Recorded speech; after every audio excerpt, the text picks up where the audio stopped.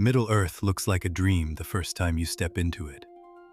Vast landscapes, heroic journeys, magic rings, and a dark lord with a giant flaming eye scanning the horizon like he forgot where he left his keys. It feels familiar, almost comforting, like the ultimate fantasy playground where good eventually wins and evil is big, obvious, and easy to point at. But here's the problem. That version of Middle-earth is only the surface. Because the deeper you go, past the films, past the main storyline, into the actual lore that Tolkien spent decades building, things start to change. And not gradually. I mean fast. Uncomfortably fast. You begin to realize something that completely flips your perspective. Sauron, the big bad, the all-seeing eye of Mordor.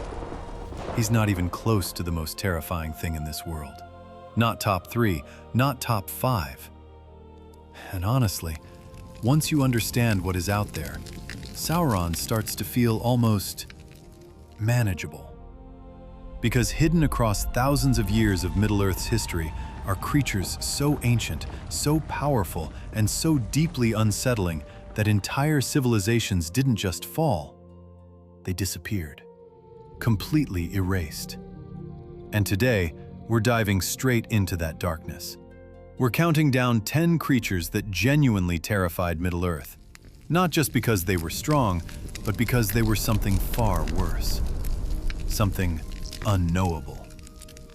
And trust me, by the time we reach number 1, the scale of what we're talking about becomes almost impossible to comprehend. So stick with me, because this is where Middle-earth stops being magical and starts becoming terrifying. Let's start with something deceptively simple. You remember that scene outside Moria? Calm water, quiet tension. And then, out of nowhere, a tentacle shoots up and grabs Frodo like it's been waiting its entire life for that exact moment. And suddenly, there are more. A lot more. Chaos, panic, everyone swinging wildly, doors slamming shut. And just like that, it's over. That creature has a name. The Watcher in the Water. And here's the part that makes it truly disturbing. No one knows what it is. Not where it came from. Not what it wants. Not how long it's been there. Tolkien gives us almost nothing. Just enough to understand that it's strong enough to drag multiple people at once and powerful enough to shut the massive stone gates of Moria like it's closing a cupboard. That's it.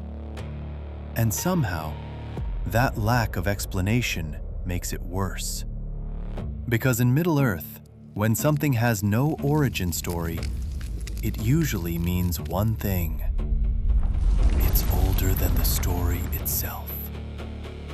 Some believe the Watcher is connected to what Gandalf later calls the Nameless Things, creatures so deep beneath the earth that even Sauron doesn't know they exist. Let that sink in. Sauron doesn't know they exist. So what the Fellowship encountered wasn't just a random monster. It may have been a glimpse of something far older than the entire history of Middle-earth. And that's just number 10. Now we move from the unknown to something far more personal. Shelob. If you've seen Return of the King, you already know the tunnels, the darkness, the silence.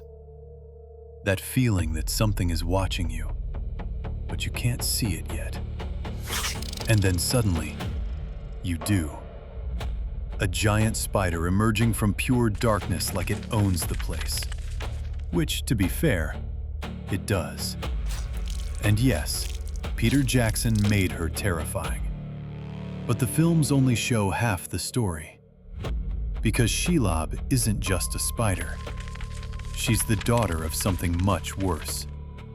An ancient entity called Ungoliant, a being of pure darkness that once helped destroy the very source of light in the world. Not metaphorically, literally. And Shelob is what's left of that legacy. She lives right on the edge of Mordor, basically next door to Sauron himself. And here's the detail that says everything. Sauron never tried to control her. Not once. He just let her exist. Because anything trying to sneak into Mordor had to go through her first. She wasn't a servant. She was a filter. And when the Dark Lord looks at something and decides, yeah, I'm not dealing with that, you know it's bad. Let's talk about a fan favorite. Smaug. The gold, the fire, the voice, the presence. He's iconic for a reason. But what makes Smaug truly dangerous isn't his size. It's his mind. Because Smaug doesn't just destroy things, he understands them. That conversation with Bilbo inside the mountain? That's not just dialogue. That's psychological warfare. He reads Bilbo, pressures him, manipulates him, slowly pulling information out of him without ever raising his voice. And the terrifying part? He enjoys it. Dragons in Middle-earth weren't just created to burn cities. They were designed to break people, to spread fear, doubt, collapse morale before the first flame even hits. And Smaug is one of the last of his kind. A weapon that doesn't just attack, it thinks. Now this is where things escalate. Because Durin's Bane, the Balrog of Moria, isn't just a monster. It's something far more dangerous. A fallen divine being. The same order of existence as Gandalf. Let that reframe the entire bridge scene for a second. That moment isn't a wizard fighting a creature. It's two ancient spirits. One corrupted, one restrained, clashing in a battle that spans from the depths of the earth to the peak of a mountain. And it lasts for days. Through fire, through water, through darkness so deep it has no name. The dwarves didn't discover the Balrog. They woke it, and it destroyed everything. That's the danger of Middle-earth. Sometimes the worst things aren't out there. They're buried, waiting. If one Balrog can destroy a kingdom, what about the one who commands them all? Gothmog, the Lord of Balrogs, the general of Morgoth's armies. And Tolkien does something brilliant with him. He doesn't over-explain. He doesn't build suspense. Gothmog just appears. And then heroes die. Legendary figures, kings, warriors whose names shaped history, gone. No dramatic speeches, no drawn-out duels, just presence, and then absence. And somehow, that simplicity makes him even more terrifying. Now imagine a dragon, but instead of burning cities, it destroys minds. Glaurung, the first dragon ever created, the original blueprint. And unlike Smaug, fire isn't his main weapon. His voice is. He can paralyze people, twist memories, manipulate reality itself. He doesn't just defeat his enemies, he rewrites them. The tragedy of Turin Turambar, one of the darkest stories Tolkien ever wrote, exists because of Glaurung. Lives ruined, families destroyed, choices corrupted beyond repair, not by force, but by influence. And honestly, that kind of power is far more unsettling than fire. Now we go big. No, bigger than that. Ancalagon the Black, the largest dragon ever to exist in Middle-earth. And trying to visualize him is almost pointless, because he's not just a creature, he's an event. When he enters the War of Wrath, the balance shifts instantly.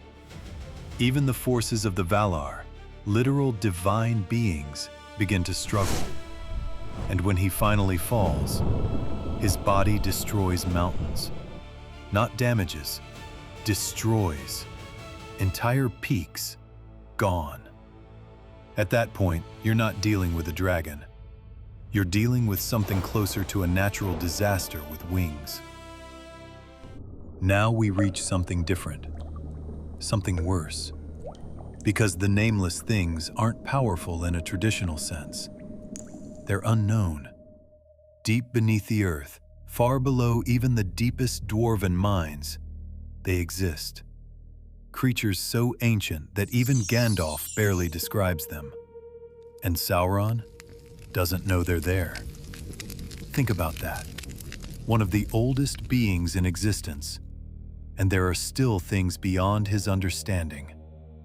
No names, no shapes, no history, just presence in the dark, still there, right now. And finally, number 1, Morgoth. Not just the most terrifying being in Middle-earth, but the source of almost everything on this list. Before the world was fully formed, he was the most powerful of the divine beings, and he chose to corrupt it, not rule it, corrupt it.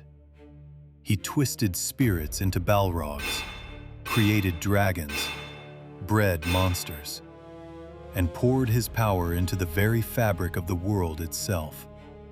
So even after his defeat, his influence never truly left. It lingers in the earth, the water, the darkness.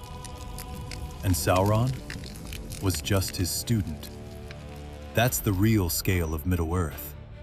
A world of beauty, shaped by something ancient, powerful, and deeply broken. So the next time you watch The Lord of the Rings, and you see Sauron's eye scanning the horizon, just remember, there are things in that world that even he would rather not face. And honestly, that might be the most terrifying part of all. If you made it this far, you clearly love diving into the darker side of Middle-earth. So make sure you subscribe and stick around, because there's a lot more hidden beneath the surface of Tolkien's world than most people ever realize. And if there's a creature you think should have made this list, tell me in the comments. I read all of them. Until next time, stay curious.